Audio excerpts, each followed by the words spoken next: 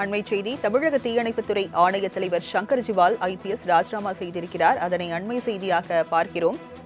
Shankar Jiwal IPS ராஜினாமா செய்திருக்கிறார். அதனை அண்மை செய்தியாக பார்க்கிறோம். தீயணைப்புத்துறை தலைவராக நியமிக்கப்பட்ட 9 மாதங்களுக்குள் தனது பதவியை ராஜினாமா செய்திருக்கிறார் சங்கர் ஜிவால்.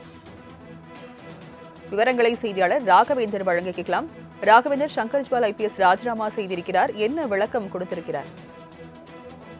வணக்கம். உத்தரகாண்ட் மாநிலத்தை சேர்ந்த சங்கர் ஜிவால் காவல்துறையின் ஐபிஎஸ் அதிகாரியாக இருந்தவர். இவர் காவல்துறையின் முக்கிய பல பொறுப்புகளில் இருந்து வந்திருந்திருக்கிறார்.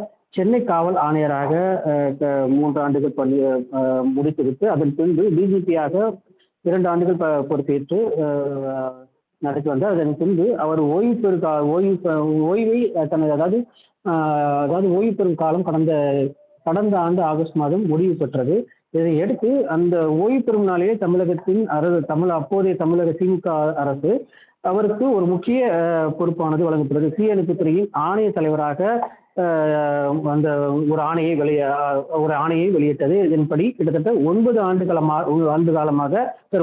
மாத காலமாக அவர் தீ ஆணைய தலைவராக இருந்து வந்தார். இந்த நிலையில் தற்போது திமுக அரசு முடிவு பெற்ற நிலையில் தற்போது தாவேகா அரசு பொறுப்பேற்று பல்வேறு ஐபிஎஸ் அதிகாரிகள், பல்வேறு ஆணைய தலைவர்கள் மாற்றப்பட்டு வரும் நிலையில் தற்போது தீ ஆணைய தலைவராக இருந்த சங்கர் ஜிவால் அவராகவே ராஜினாமா செய்திருக்கிறார்.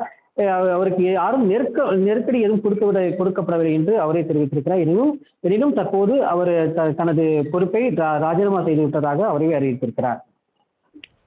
விவரங்களை வழங்கியதற்கு நன்றி ராகவேந்தர்.